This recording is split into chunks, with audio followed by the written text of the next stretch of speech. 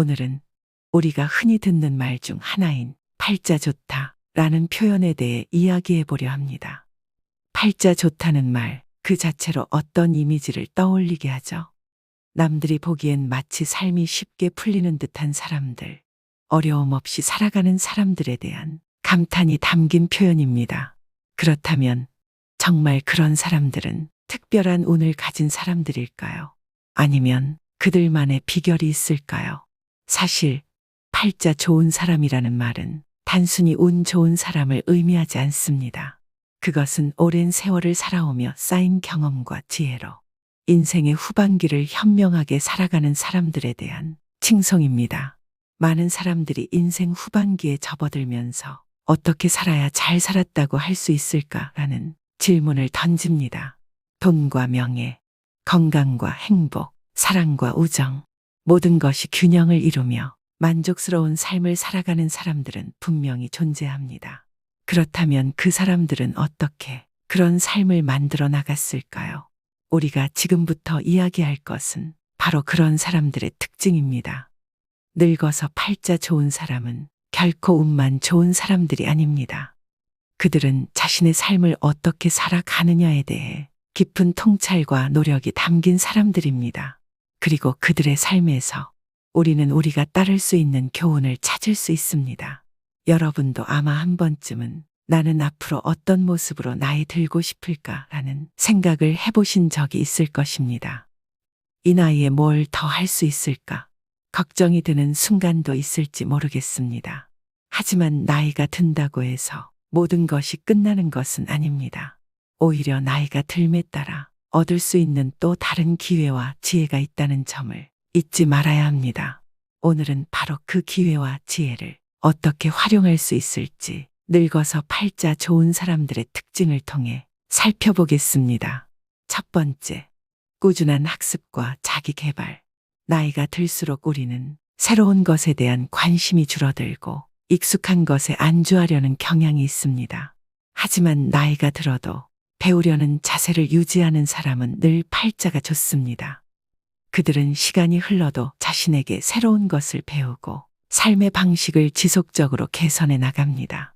나이가 들어서 더 많이 배운다는 것, 그것이 바로 진정한 지혜의 증거입니다. 이영희 선생님은 퇴직 후에도 새로운 취미를 배우기 위해 다양한 강좌에 참석하셨습니다.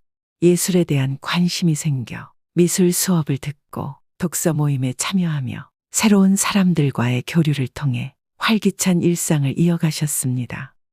이영희 선생님은 자녀들에게도 나이가 들었다고 해서 배움이 끝나는 것이 아니다.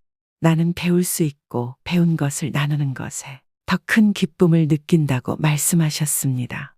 배우는 자세를 계속 유지하는 것은 단순히 지식을 쌓는 것이 아니라 삶에 대한 열린 마음과 적극적인 태도를 유지하는 것입니다. 나이가 들어도 배우고 성장하려는 마음이 있을 때 인생의 후반기가 더욱 의미 있게 다가옵니다. 두 번째, 자신만의 시간을 존중하는 사람. 바쁘게 살아온 젊은 시절과 달리 나이가 들수록 자신만의 시간을 갖는 것이 매우 중요합니다. 삶에서 여유를 찾고 자신만의 시간을 소중하게 여기는 사람은 진정으로 팔자가 좋습니다. 타인의 눈치를 보지 않고 자신의 시간을 존중하는 것은 삶의 질을 높이는 데 필수적입니다. 특히 자기만의 취미나 일상을 갖는 사람은 삶에서 소소한 행복을 느낄 수 있습니다. 김순자 씨는 퇴직 후 매일 아침 일찍 일어나 마을 근처 공원에서 산책을 하셨습니다. 하루를 시작하는 시간만큼 중요한 시간이 없다며 하루의 일정을 정리하고 마음을 가다듬는 시간을 소중히 여겼습니다. 그 덕분에 김 씨는 은퇴 후에도 활기차고 평온한 일상을 유지하셨습니다. 자녀들도 어머니의 자기 시간을 존중하며 어머니가 그 시간 동안 행복해하는 걸 보면 우리도 기쁘다고 말했습니다. 자기 시간을 소중히 여기는 사람은 삶의 만족도가 높고 내면의 평화도 유지할 수 있습니다. 우리는 살아가면서 남의 기대에 부응하려는 욕구에 휘둘리기 쉽지만 자신만의 시간을 가질 때 진정한 행복을 느낄 수 있음을 기억해야 합니다. 세 번째, 가족과의 관계를 소중히 여기는 사람. 가족은 우리가 살아가면서 가장 큰 힘이 되는 존재입니다. 특히 나이가 들수록 그 중요성은 더욱 커집니다. 팔자 좋은 사람은 가족과의 관계를 소중히 여기고 가족에게 진심 어린 사랑을 나누며 살아갑니다. 이들은 가족 간의 소통을 끊임없이 이어가고 서로에게 진심을 다해 보살핍니다. 박정희 할머니는 자녀들과의 대화를 항상 소중하게 생각하셨습니다. 할머니는 자녀들이 바쁜 일정을 보내더라도 하루에 한 번이라도 꼭 전화해라. 얼굴을 마주보며 이야기하는 것이 가장 큰 기쁨이라며 항상 관계를 돈독히 하셨습니다. 할머니의 따뜻한 마음은 자녀들에게 큰 영향을 미쳤고 자녀들은 그 마음을 이어받아 가족 간의 관계를 소중히 여기게 되었습니다. 가족과의 관계는 우리가 살아가는 동안 가장 중요한 자산입니다. 가족 간의 소통을 꾸준히 유지하고 사랑과 관심을 주고받을 때 우리는 인생의 후반기를 더욱 풍요롭고 기쁘게 보낼 수 있습니다. 네 번째, 돈에 대한 여유와 올바른 태도. 팔자 좋은 사람들은 돈에 대한 집착이 없습니다. 돈은 인생에서 중요한 요소일 수 있지만 그것이 전부가 아님을 알고 있는 사람은 여유롭게 살아갈 수 있습니다. 자신의 경제적 상황에 맞게 살아가며 물질적인 풍요보다 정신적이고 정서적인 풍요를 추구하는 사람은 결국 삶의 질이 높아집니다. 이철수 씨는 정년퇴직 후에도 과거와 같은 큰 소비를 하지 않으셨습니다. 그 대신 자신이 필요한 것만 충족시키고 남은 시간에는 봉사활동과 여행을 즐기며 행복한 여유를 느끼셨습니다. 돈을 많이 벌어놓으면 좋겠지만 그것이 행복을 보장하지는 않는다. 내가 가진 것에 감사하며 나누는 삶을 사는 것이 더 큰 기쁨이라고 말씀하시며 자녀들에게도 물질적인 풍요보다는 마음의 여유와 감사함을 강조하셨습니다. 돈이 많다고 해서 그 사람이 팔자가 좋은 것은 아닙니다.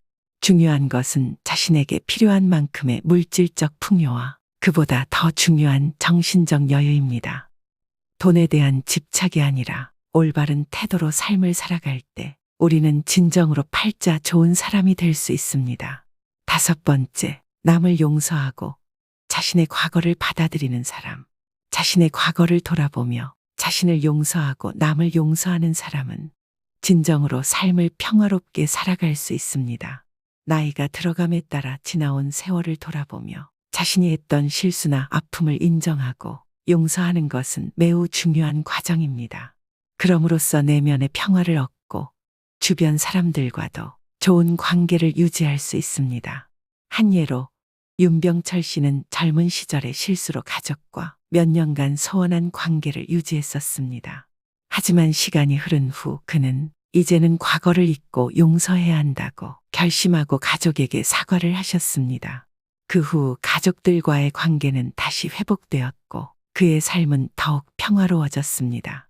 자신을 용서하는 것이 얼마나 중요한지 이제야 깨닫게 되었다고 말씀하시며 그의 후회와 반성은 새로운 출발의 밑거름이 되었습니다.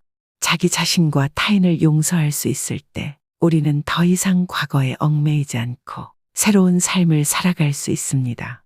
용서와 자아 수용은 인생의 후반기를 더 풍요롭고 평화롭게 만들어줍니다. 오늘은 늙어서 팔자 좋은 사람의 특징에 대해 이야기해 보았습니다. 나이가 들어가는 것은 어쩔 수 없는 일이지만 그 나이를 어떻게 받아들이고 어떻게 살아가느냐는 전적으로 우리의 선택에 달려 있습니다. 준비된 사람은 팔자 좋고 진정한 행복을 누리며 살아갈 수 있습니다. 오늘 나눈 이야기들이 여러분의 삶에 작은 도움이 되었기를 바랍니다. 이 내용이 공감되신다면 좋아요와 구독 버튼 꼭 부탁드리겠습니다. 감사합니다.